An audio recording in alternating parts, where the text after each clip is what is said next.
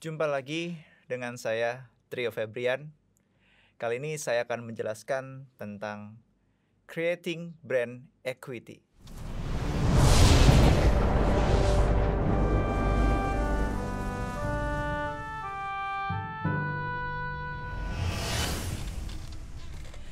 Mengapa brand itu penting?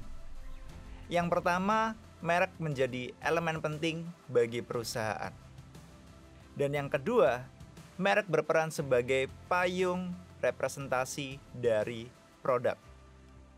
Jadi, merek itu sebagai payung besar bagi produk-produk di bawah perusahaan tersebut. Dan berikutnya, produk tanpa merek itu seperti komoditas. Akan tapi ketika produk diberi merek, itu akan memberikan nilai yang tinggi. Berikutnya definisi brand equity berdasarkan Philip Kotler, sebuah aset dan liabilities yang berhubungan dengan merek, nama, dan simbol yang menambah atau mengurangi dari produk tersebut. Sedangkan definisi dari Hermawan Kertajaya, aset yang menciptakan nilai bagi pelanggan dengan meningkatkan kepuasan dan menghargai kualitas. Membangun merek yang kuat di sisi pelanggan, yang pertama yaitu meningkatkan informasi akan produk tersebut. Dan yang kedua yaitu meningkatkan keyakinan pelanggan. Jika suatu produk diberi merek, maka ini akan meningkatkan keyakinan pelanggan untuk membeli produk tersebut. Dan berikutnya meningkatkan kepuasan dalam penggunaan produk. Dan berikutnya manfaat bagi perusahaan. Yang pertama yaitu meningkatkan efisiensi dan efektivitas program pemasaran perusahaan. Yang kedua yaitu meningkatkan kesetiaan terhadap merek. Dan yang ketiga yaitu meningkatkan margin keuntungan atau harga. Jadi semakin merek kita kelola dengan baik, maka harga akan kita bisa naikkan atau margin keuntungan juga bisa kita dapatkan. Dan berikutnya yaitu meningkatkan brand extension, yaitu dimana ketika perusahaan ingin mengembangkan brandnya atau mereknya lebih luas lagi ke produk yang lain, ke segmentasi pasar yang lain, itu masih bisa dilakukan. Dan berikutnya yang terakhir yaitu meningkatkan keunggulan bersaing. Sebelumnya kita sudah membahas tentang positioning. Bagaimana perusahaan ketika mereka membuat positioning atau diferensiasi yang kuat, maka akan meningkatkan keunggulan bersaing. Sama halnya dengan brand, ketika kita membuat brand yang kuat, yang mampu diingat oleh konsumen, maka akan meningkatkan keunggulan bersaing bagi perusahaan. Berikutnya, apa saja sih atribut di dalam brand equity?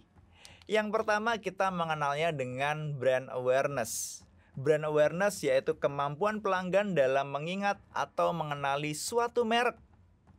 Jadi ada beberapa tahapan di dalam brand awareness. Yang pertama adalah unaware of brand. Jadi di sini pelanggan ragu atau tidak yakin mengenali produk tersebut. Mungkin barangkali teman-teman agak susah untuk mengingat satu produk, misalnya ketika di supermarket yang ada ribuan merek. Ya, jadi kalian dituntut untuk apakah kalian mengenali merek tersebut atau tidak. Nah, itu kalau misalnya kalian tidak mengenali, maka itu termasuk dalam unaware of brand. Dan berikutnya yaitu brand recognition. Jadi di sini pelanggan dapat mengidentifikasi merek yang disebutkan. Misalnya yang ada manis-manisnya, maka kalian akan mengingatnya yaitu Le Mineral atau mungkin yang lainnya. Dan berikutnya brand recall. Jadi pelanggan mampu mengingat merek tanpa diberikan stimulus. Jadi di sini kalian sudah mengenali beberapa merek seperti misalnya shampoo Head and Shoulders, kemudian Clear dan lain sebagainya. Dan yang terakhir yaitu top of mind, yaitu pelanggan mengingat merek sebagai yang pertama kali muncul di pikiran. Misalnya kalian saya suruh untuk apa sih pasta gigi yang terkenal gitu. Pasti kalian akan menjawab Pepsodent. Dan kemudian misalnya shampoo, mungkin kalian akan menjawab Clear dan lain sebagainya. Itu produk-produk yang masuk ke dalam top of mind. Atau mungkin bank, mungkin kalian akan langsung menjawab BCA. Jadi di sini bagaimana BCA membangun mereknya dengan baik.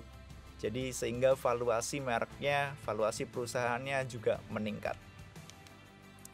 Dan berikutnya yaitu brand association. Brand association yaitu sesuatu yang terhubung di memori pelanggan terhadap suatu merek tersebut. Jadi brand association ada beberapa hal. Yang pertama ya mungkin contohnya adalah produk atribut. Misalnya apa sih yang ada di dalam produk tersebut? Contohnya misalnya satu brand yang dimana kemasannya unik dan lain sebagainya, atau mungkin pasta gigi untuk memutihkan, mungkin kalian akan mengingatnya Pepsodent atau mungkin yang lainnya.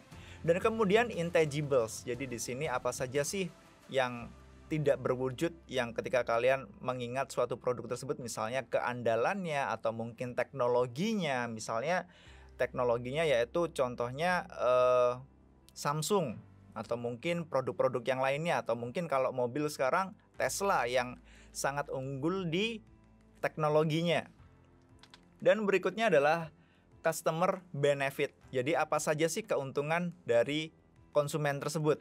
Ya, jadi persepsi konsumen terhadap produk tersebut biasanya mereka akan melihatnya dari manfaatnya. Contohnya misalnya pengganti ion tubuh. Mungkin kalian akan langsung ada di dalam pikiran Anda yaitu Pocari Sweat. Nah, seperti itu. Dan kemudian ada relative price. Jadi misalnya perusahaan-perusahaan dengan brand yang dengan harga yang premium atau mungkin dengan harga yang murah, itu akan kalian selalu ingat. Misalnya mie goreng, mungkin yang murah mie sedap atau mungkin mie sarimi dan lain sebagainya. Atau mungkin use application. Jadi dalam penggunaannya itu bisa kalian kenali. Misalnya sereal atau mungkin Coco Crunch ya. Jadi Coco Crunch biasanya dimakan ketika pagi, yaitu itu biasanya masuk ke use atau application-nya. Dan mungkin ada beberapa hal lagi, contohnya adalah seperti selebriti. Misalnya kalian mengingat Cristiano Ronaldo. Cristiano Ronaldo menggunakan Nike. Nah, itu adalah salah satu bentuk bagaimana selebriti juga bisa meningkatkan suatu merek tersebut. Berikutnya adalah brand loyalty. Brand loyalty di sini adalah sebuah perusahaan, sebuah ukuran ketertarikan pelanggan terhadap suatu merek. Yang pertama adalah switchers atau price sensitive. Jadi di sini pelanggan tidak loyal terhadap merek. Jadi pelanggan menganggap semua merek itu sama saja. Yang penting mereka menggunakan produk tersebut dan mereka merasa puas. Akan tapi di dalam persepsi konsumen switchers ini, jadi mereka sangat sensitif terhadap harga. Ketika harganya brand A lebih murah dari brand B, maka konsumen akan beralih ke brand A. Begitu sebaliknya. Dan berikutnya yaitu satisfied atau habitual buyer. Jadi pelanggan merasa puas dengan produk atau merek tersebut. Pelanggan akan sensitif terhadap benefit baru. Contohnya adalah misalnya pasta gigi gitu ya. Misalnya pasta gigi A jauh lebih baik, lebih lengkap untuk misalnya untuk biar gigi tidak berlubang dan lain sebagainya, maka konsumen akan beralih ke merek lain. Dan berikutnya yaitu satisfied buyer with switching cost. Jadi di sini pelanggan merasa puas dengan produk tersebut, akan tetapi mereka mengeluarkan uang untuk berpindah ke merek lain atau mungkin berpindah ke brand-brand lainnya gitu ya. Jadi di sini contohnya adalah misalnya saya pengguna Telkomsel yang awalnya saya menggunakan prabayar, kemudian saya switch ke kartu Halo yang dimana mungkin sama-sama perusahaan Telkom ya. Jadi kita switch ke kartu Halo yang dimana kita lebih mudah untuk berlangganan dan lain sebagainya. Kadang-kadang saya juga lupa ngisi pulsa karena di rumah juga ada wifi gitu, sehingga saya beralih ke prabayar menjadi pasca bayar. Dan kemudian committed buyer. Jadi di sini pelanggan merasa bangga menggunakan produk tersebut. Misalnya mungkin kalau gadget, orang-orang pasti akan bangga menggunakan logo Apple ya. Jadi laptop, handphone dan lain sebagainya mereka akan bangga menggunakan logo Apple ya. Dan kemudian misalnya mobil, misalnya mereka menggunakan Lamborghini atau dan lain sebagainya. Berikutnya adalah perceived quality. Jadi di sini perceived quality yaitu persepsi pelanggan terhadap kualitas atau keunggulan suatu produk. Jadi perceived quality ada berbagai macam ya. Yang pertama, serviceability. Apakah produk atau merek tersebut itu menyediakan jasa servis, atau mungkin ketika ada kerusakan dan lain sebagainya mereka mudah untuk menghubungi customer service-nya dan lain sebagainya. Atau mungkin juga di sini reliability ya, jadi keandalan produknya. Apakah produk ini andal?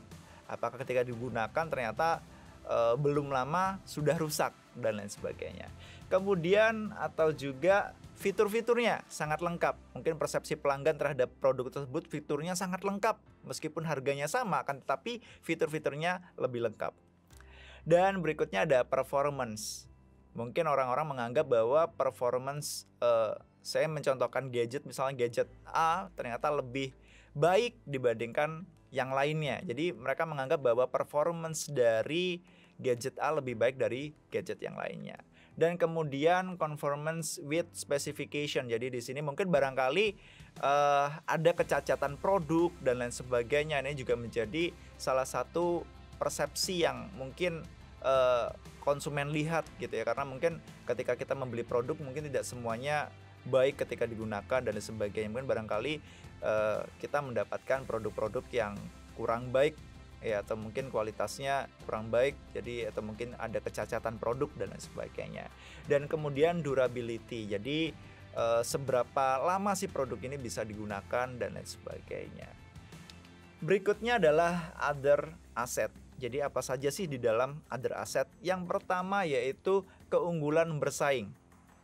Jadi ketika brand kita unik ya, maka ini akan dipersepsikan menjadi sesuatu aset yang sangat membanggakan bagi perusahaan kita, karena kita memiliki keunikan. Karena differentiation itu dibangun dari konten, konteks ya. Jadi konten apa yang kita jual dan konteks, mungkin barangkali kita tidak fokus ke produknya, mungkin kita fokus ke pelayanannya, itu masuk ke dalam konteks. Dan berikutnya yaitu paten. Kita punya paten, itu menjadi aset untuk kita. Dan kemudian merek dagang. Dan terakhir adalah hubungan dengan channel, jadi dengan distributor itu kita baik. Dan yang terakhir yaitu memilih brand elemen. Yang pertama memorable ya. Jadi di sini elemen merek harus mudah diingat atau dikenali. Jadi ketika kita membuat nama, membuat merek, slogan, logo dan sebagainya itu harus mudah diingat atau dikenali. Dan berikutnya adalah meaningful. Elemen merek harus memiliki makna dan kredibilitas yang baik. Makanya membangun merek itu susah-susah gampang teman-teman ya, karena kita harus membangun kredibilitas kita di depan konsumen kita. Dan kemudian transferability. Jadi di sini elemen merek harus bersifat mobile, baik dari sisi kategori produknya, kemudian batasan geografis dan lain sebagainya. Mungkin barangkali perusahaan ingin ekspansi ke luar negeri, maka ini tidak perlu merubah brandnya. Dan berikutnya adaptability. Jadi elemen merek harus fleksibel dan dinamis, karena kondisi sekarang ini ya, dengan perubahan yang cukup besar di teknologi, kemudian lifestyle dan lain sebagainya, membuat perusahaan harus terus beradaptasi dengan perubahan-perubahan yang ada. Oleh karena itu merek harus bisa beradaptasi juga ya. Jangan kita membuat merek yang terlalu rigid, yang terlalu kaku ya, sehingga kita tidak bisa dinamis untuk mengubahnya dan lain sebagainya. Dan yang terakhir yaitu protectability. Elemen merek harus sah secara hukum dan kita mempunyai kekuatan hukum yang sah. Jadi mungkin ada beberapa perusahaan yang meniru merek, mungkin namanya diplesetkan gitu ya, dan itu menjadi salah satu kekuatan utama kita. Kita bisa mensomasi dan lain sebagainya. Jadi cukup dari saya, terima kasih, semoga bermanfaat. Salam dunia, satu keluarga.